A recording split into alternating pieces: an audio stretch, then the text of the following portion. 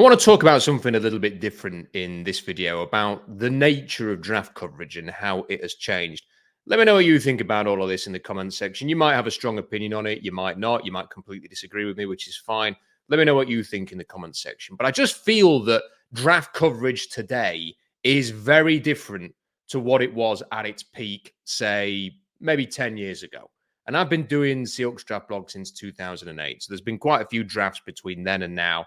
And I just think things have changed and not necessarily for the better. So when draft coverage was at its best, the main man of sort of central to draft coverage that you would see and hear from was Mike Mayock.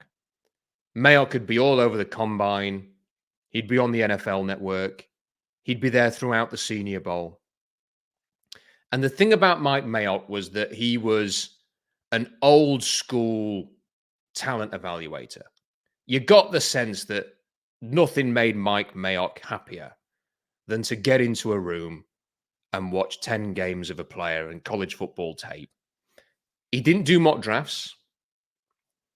When he did sort of like top fives and he'd tweak them slightly. But it always produced different ideas. And what he was saying, it didn't really follow anybody else's path. It was uniquely his take. And he would do one mock draft like the night before the draft. And it was a big event and it was very interesting. But as a draft geek myself, there was nothing better than sitting there through hours and hours of combine coverage. And we'll do that again this year, doing the live blog and just listening to Mayock talk about players. Like throughout the whole period, apart from like a little bit of silliness, maybe on the last day when the tiredness was creeping in and Rich Eisen had had enough and they'd start joking around. It was just info constantly. A player would line up from some small school team to do a 40 and Mike Mayock's got the notes open and he's telling us some details about this player. He was completely across everything. And it was perfect. And it's not really a surprise that his reputation built within the league to the point that he got a GM job and none of the other media pundits have, because Mike Mayock was one of a kind. And, there were other people as well. I've got a tremendous amount of respect for Tony Pauline, who's similarly someone who just throws himself into the tape, has his opinions, and is not really led by other people. And when he hears things within the league, he will tell you what he's hearing, but he doesn't then just go and immediately change his draft rankings or his mock drafts as a consequence. And then the other thing was that, the classic ESPN coverage was Mel Kiper essentially versus Todd McShay. The First Draft podcast and their TV appearances were often box office because it was like a couple of boxers going at it. Everyone remembers the Jimmy Clausen stuff when it kind of kicked off between the two of them. And they would have very firm opinions and would stick to them and would argue about them. It was very entertaining. It was draft entertainment. And that was draft coverage. Nowadays, things have changed. It almost feels a little bit like the kind of people who are prominent within covering the draft. They're almost pseudo reporters. They will come out and tell you throughout the combine what they're hearing speaking to scouts, what their scouting buddies are saying, what the word is within the league. They will then adjust their mock drafts based on what they're hearing in the league. It all feels a bit too sourced rather than, no, I've just gone and watched 400 players because this is my full-time job. This is all I do for a living. I'm essentially going to treat this as if I'm a one-man scouting department and I'm going to tell you what I think. It is very much driven within sources and what you're hearing. And you just watch the combine. The ESPN don't have Todd McShay anymore. But the people who do work for ESPN now will tell you what they are hearing. And that's what will shape the conversation rather than Mike Mayock thinks this offensive tackle's freaking awesome. And everyone will just sort of react to that. And look, I think Todd McShay is a huge loss for ESPN. But even he, towards the end, was essentially better known as someone who was reporting news. Cast your mind back a year ago, towards the end of the college football season, Todd McShay appears on ESPN, reveals that Jalen Carter has character concerns. He was the first person to say that publicly. He got absolutely hammered. There are people who should be thoroughly ashamed of themselves and never apologized, who said he should be fired for putting that out there, because like some puff piece came out from ESPN like a few days later saying what a great guy he is. You know, we all know by now that there were legit character concerns with Jalen Carter, given what was reported between that initial report from Todd McShay and what happened by the draft. So he was validated completely with that report. But he was our reporter. He was telling you what he was hearing from within the league, which was very, very different, I would suggest, to the kind of draft coverage we had, say, in 2012, where it was very much a, I've watched the tape, this is what I think about certain players. So you do get a lot more, like I say, sourced information. Draft analysts are not so much scouting these days. They obviously do scout players and watch them and form opinions. But there's also there's a lot of people speaking to the same kind of people within the league, and therefore my speculation would be that there's a degree of groupthink as people are sort of going around and speaking to these people. And look, I'm not giving you a clear example of this, but I thought it was quite noticeable that pretty much everybody thought that Bryce Young was the top quarterback a year ago. There wasn't anybody really pushing back and saying, well, CJ Stroud's good. Now, I'm not saying that because we did, and I have horizontal boards to prove it, to say we had CJ Stroud as QB1 in the draft a year ago, and he has since gone on to prove that he was the best quarterback in the 2023 draft. But everybody was saying Bryce Young. Now, I do not have 100 sources within the league. I just don't. But I feel very fortunate that, having done this for a long time, I have been able to build some relationships. And the feeling I got speaking to those people before the draft was that Bryce Young was the consensus, not just best quarterback in the draft last year, but was the best by some distance. That was the feeling within the league. Now, my speculation for this video is that is what a lot of the analysts were hearing. I'm not saying that they didn't go and watch Bryce Young and come to that same conclusion. That's certainly possible. But it felt like there was an absence of any sort of lone voice from within sort of the main pundits saying, actually, CJ Stroud might be the better quarterback. And I just can't imagine that everybody thought Bryce Young was best. There was no, I don't understand that. If that is how everybody felt, then fine. Maybe that's just what happened. I just don't think it is. And then I think this is what we're going to get now, whereby you will hear a pool of analysts hearing the same kind of things, working the same kind of mock drafts. And look at it. Look, we were getting sort of like what had happened like 3 weeks before a draft is all of a sudden every mock draft would be the same, wouldn't it? A certain players fall into like 20 or something and everybody does it. And you're thinking, well, why are they all doing that? It's because they're all hearing the same thing. And then a week later, that player's back up to number 10 or something because actually they've all heard something else now. And that just feels like it's dominated. Like everyone's stopped, well, not everyone, but it feels like draft coverage has stopped just analyzing the players, presenting an opinion on players based on tape and physical profile and whatever. And now it's become a race to who can get the best sourced mock draft and can be ahead of the curve based on league thinking behind the scenes. I don't think it's better for that. I long for Mayock. I really hoped when he left his job at the Raiders that he might be able to be coaxed back into the NFL Network. It's a shame that hasn't happened.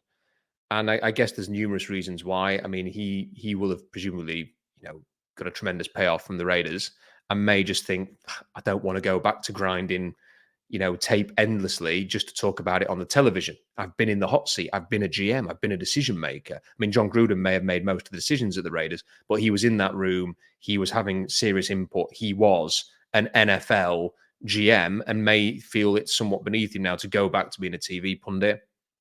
And he just has no interest in doing it. But that's such a real shame because he was such an engaging listen, and his information for those of us who loved the draft was invaluable. And I found that entertaining, more entertaining than kind of what the combine coverage has become, which is 4 days of arsing about, frankly, endless pop culture references and trying to make jokes on players' names and stuff like that. It was better when McShay was not McShay, when Mayock was part of that coverage. So I don't know. I don't know whether you care as much about this as I do. The way that it's changed. I mean, the other thing that I find quite difficult this time of year, and this is just, again, this is a whinge on my behalf. I completely appreciate that. Is this is a process, and I'm guessing if you ask Tony Pauline about this, he may share some similar sentiment. But you sort of start the process in the summer. You start watching players. You start forming opinions on players almost immediately after the draft's finished, because you kind of have a few days off, and then you just can't help yourself. Like for me, I was watching the quarterbacks probably a week, maybe even less than a week after the last draft finished. You sort of tell yourself you're going to have a break, and then you don't. You just carry on. And then when you have spare time, you end up watching videos, you end up watching tape, you start forming opinions, and then it just goes on. And then college starts, and you're watching it from September all the way through to the new year. You're constantly evaluating, discovering new players. I was building the horizontal board a lot earlier this year than I've ever done it in the past. So you feel like when you get to this stage that you know quite a lot about the draft, and you're still sort of going back and rewatching things and reevaluating. Because look, it's not a full-time job, so you can't watch everything. Like if you were doing it full-time, you'd watch everything. You'd probably watch one player until you had a firm grade on him, and then you wouldn't watch him again necessarily unless you saw something at an all-star game or a combine which made you want to return to the tape to reassess it, which happens in the league. But typically, I'm watching for the quarterbacks. I try and watch every game as it happens. But for like a defensive lineman or an offensive lineman, I might watch 3 games. I might watch 6 games. I might watch 10 games. And then even then I might want to go back and watch a couple more, and because I learned something new about them, say at the Senior Bowl, and I want to just sort of reevaluate based on that new perspective that I've been given.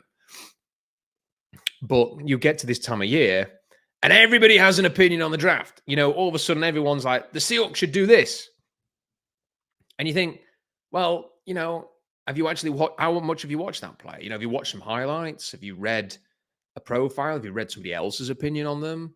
Have you considered what the alternatives are? But now everyone has an opinion.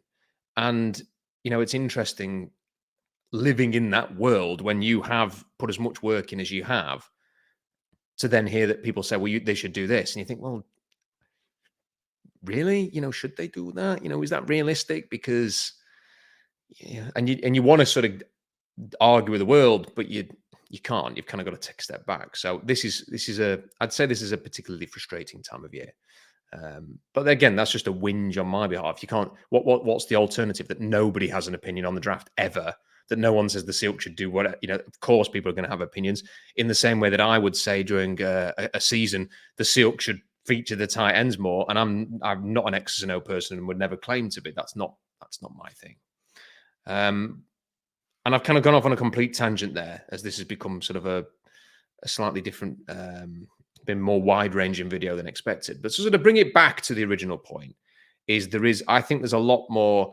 Is it groupthink, or is it a lot of people speaking to the same kind of people with the same kind of opinions, which shapes, narratives within drafts, which are very similar, rather than that independent analysis, just sitting down, watching a player and saying, this is what I think. I do think that's the case.